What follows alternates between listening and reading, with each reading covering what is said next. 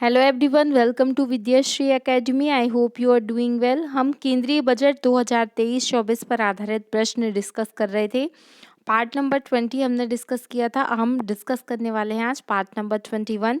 कुछ एमसीक्यूज रह गए थे, उन्हें आज हम डिस्कस करेंगे। तो फर्स्ट क्वेश्चन है, 2023-24 के अनुसार पीएम आवास योजना में बजट कितने प्रतिशत बढ़ाया गया है? तो 66% जो है पीएम आवास योजना के तहत बजट को बढ़ाया गया है। ग्रीन हाइड्रोजन मिशन के तहत कितनी राशि आवंटित की गई है? तो ग्रीन हाइड्रोजन मिशन के अंतर्गत 19,744 करोड़ रुपए जो है आवंटित किया गया है। महत्वपूर्ण प्रश्न है, 19,744 करोड़ रुपए जो है वो ग्रीन हाइड्रोजन मिशन के लिए राशि आवंटित की गई है। अब ये ग्रीन हाइड्रोजन क्या है? ग्रीन हाइड्रोजन का मतलब है कि इसमें क्या किया जाएगा, हाइड्रोजन को जैसे फ्यूचर फ्यूल भी कहा जाता है, तो ऐसे हमें फ्यूल का यूज़ करना है कि जिससे क्या हो, अधिक से अधिक पोल्यूशन को कम किया जा सके। तो ग्रीन हाइड्रोजन मिशन का लक्ष्य 2030 तक 5 मिलियन टन ऊर्जा उत्पादित करना है। वर्ष 2023 के तहत बजट में वरिष्ठ नागरिक बचत की सीमा को कितना किया गया है? ये हमने लास्ट लेक्चर में क्वेश्चन डिस्कस किए थे, हम उसे रिवाइज कर रहे हैं। तो आंसर होगा 30 लाख रुपए। नेक्स्ट क्वेश्चन है कि पीएम विश्वकर्मा कौशल सम्मान किस योजना के लिए प्रारंभ किया गया है? मतलब किसके लिए प्रारंभ किया गया है? कारीगर के लिए, शिल्पकारों के लिए, दोनों के लिए, या जो फोर्थ ऑप्शन है इनमें से कोई नहीं? तो कारीगरों के लिए भी और शिल्पकारों के लिए पीएम विश्वकर्मा अवार्ड जो है यह सम्मान दिया जाएगा।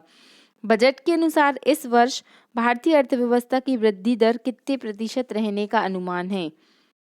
ये क्वेश्चन मोस्ट इम्पॉर्टेंट है क्योंकि ग्रोथ रेट से रिलेटेड क्वेश्चन पूछे जाते हैं। यहाँ जो आंसर होगा वो होगा 7%। तो हम इसे कैसे याद करेंगे कि साथ साथ हमें अपने जो अर्थव्यवस्था है उसकी ग्रोथ रेट को साथ में लेकर चलना है।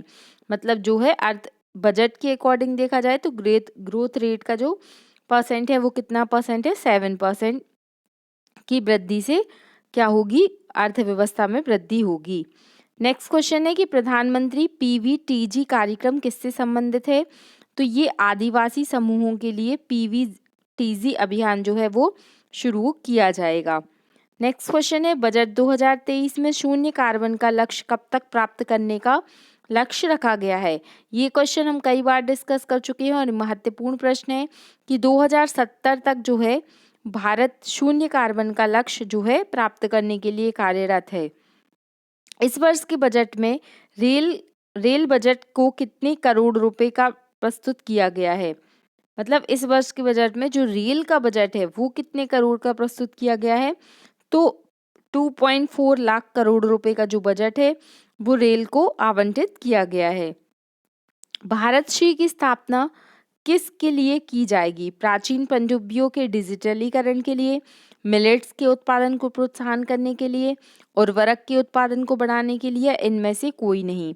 यहाँ पर जो राइट आंसर होगा वो होगा प्राचीन जो पांडुलिपियां हैं उनको डिजिटलाइज करने के लिए भारत श्री योजना घोषित की गई है।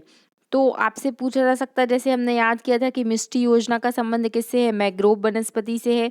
उसी तरीके से श्री अन्न जो है वो मोटे अनाज को दिया गया है नाम। और भारत श्री मतलब जो भी भारत की प्राचीन पनडुब्बियां हैं, प्राचीन इतिहास है जो पांडुलिपियों में लिखा गया है, उसको क्या करना है, चूंकि अब डिजिटल इंडिया, डिजिटल वर्ल्ड का जमाना है, इसलिए उसको क्या किया जाएगा, डिजिटली मोनेटाइज किया जाएगा। अमृत धरोहर किससे संबंधित है? उर्वरक के उपयोग से, आर्द्र भूमि के उच्चतम उपयोग से, वृक्षारोपण के लिए, या फिर फोर्थ ऑप्शन दिया गया है बाजरे के उत्पादन के लिए। तो बात आई है अमृत धरोहर। अमृत धरोहर का यूज किया जाएगा आर्द्र भूमियों के उच्चतम उपयोग के लिए, क्योंकि जो वेटलैंड है वो डाइवर्सिटी के लिए, बायोडाइवर्सिटी के लिए बहुत ही महत्वपूर्ण होते हैं। वेटलैंड डे कब मनाया जाता है? तो 2 फरवरी को मनाया जाता है। इसकी शुरुआत 1971 से हुई थी। 1971 को, जो कि रामसर का शहर है, वहाँ पर वेटलैंड डे मतलब वेटलैंड का जो कॉन्सेप्ट है वो रखा गया था। नेक्स्ट क्वेश्चन है, इस वर्ष के बजट में राज्यों को कितने वर्ष तक का ब्याज मुक्त ऋण देने की घोषणा की गई है? तो 50। आंसर क्या है यहाँ पर? 50 वर्ष तक का क्या है, कितने वर्ष का ब्याज मुक्त ऋण देने की घोषणा की गई है? तो 50 वर्ष तक का जो ब्याज है वो मुक्त ऋण देने की घोषणा बजट में की गई है। नई कर व्यवस्था के तहत 5 करोड़ रुपए से अधिक की आय पर उच्चतम अधिभार दर कितने प्रतिशत की गई है? तो आंसर है यहाँ पर 25। जो नई कर व्यवस्था है उसके तहत 5 करोड़ रुपए से अधिक की आय पर उच्चतम अधिभार दर कितने प्रतिशत बढ़ाने की घोषणा की गई है? तो वो 25% है। नेक्स्ट क्वेश्चन है कि गैर सरकारी वेतनभोगी कर्मचारियों के लिए सेवानिवृत्ति पर छुट्टी नकदीकरण पर छूट की सीमा कितने % है? तो वो है 25 लाख। ये इतना महत्वपूर्ण नहीं है, इसे आप स्किप कर सकते हैं। बजट 2023-24 के अनुसार सरकार का जो सर्वाधिक व्यय है वो किस मद पर होता है? करों और शुल्कों में राज्यों का हिस्सा, ब्याज भुगतान, केंद्रीय क्षेत्र की योजनाएं या रक्षा? तो यहाँ पर जो राइट आंसर होगा वो होगा ब्याज भुगतान, क्योंकि सबसे अधिक पैसा जो आता है वो उधारी से आता है, इसलिए जो है ब्याज भुगतान में क्या है, सर्वाधिक व्यय की जो मद है वो क्या की जाती, खर्च की जाती है। बजट 2023-24 के अनुसार सरकार की आय का सबसे बड़ा स्रोत क्या है? तो अभी हमने डिस्कस किया था कि जो ऋण और अन्य ऋण देयताएं होती हैं वो क्या होती है, बजट का सबसे बड़ा सोर्स होती हैं। तो ये कुछ महत्वपूर्ण क्वेश्चन थे बजट से रिलेटेड जिन्हें हमने डिस्कस किया है, और इसको आपको बस कुछ नहीं करना है, 1 से 2 बार रिवाइज करना है। एक सेपरेटली इसको लिखना है कि शॉर्ट नोट्स बना के कौन सी योजना का संबंध किससे है, और उसे रिवाइज करना है। 2-3 बार इस तरीके से पढ़ेंगे तो आपको पूरा बजट याद हो जाएगा। और अगर 2 लेक्चर देखने से आपके 2 नंबर एग्जाम में पक्के होते हैं तो इसमें कोई घाटे का सौदा नहीं है। तो आपको बहुत अच्छे से पढ़ना है, रिवाइज करना है। एक बार फिर जो मोस्ट इम्पॉर्टेंट क्वेश्चन है उन्हें हम रिवाइज कर लेते हैं। सबसे पहला क्वेश्चन तो आपको ये याद रखना है कि 2023 को अंतर्राष्ट्रीय मिलेट ईयर घोषित किया गया है। इसमें मोटे अनाज को फास्ट फूड बोला गया है, तो फास्ट फूड को क्या नाम दिया गया है यहाँ पर? श्री अन्न।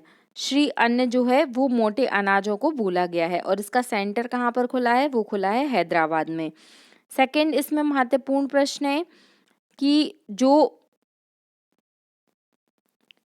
सालाना कितनी कमाई को टैक्स रहित किया गया है? तो आंसर है 7 लाख रुपए तक में क्या होगा, कोई टैक्स नहीं लगेगा। फिर सर्वाधिक जो बजट है 2023-24 में किस मंत्रालय को सर्वाधिक राशि आवंटित की गई है? तो वो है रक्षा मंत्रालय को। इस तरीके से मिष्टी योजना का संबंध किससे है? तो मिष्टी योजना का संबंध मैंग्रोव वनस्पति से है। पीएम प्रणाम योजना किससे संबंधित है? तो ये फर्टिलाइजर से रिलेटेड है। इसके पहले वाले वीडियो में भी हमने इसको रिवाइज किया था जो महत्वपूर्ण फैक्ट थे। तो आई होप आपको ये वीडियो अच्छा लगा होगा। हमने बजट से रिलेटेड सारे एमसीक्यू डिस्कस कर लिए हैं। इसके पहले मैंने एक बजट वाला सेपरेटली वीडियो बनाया था, तो आप उसे भी देख सकते हैं। अगर आपको मेरा प्रयास अच्छा लग रहा है तो please like, share and subscribe. Thank you so much. जय हिंद, जय भारत।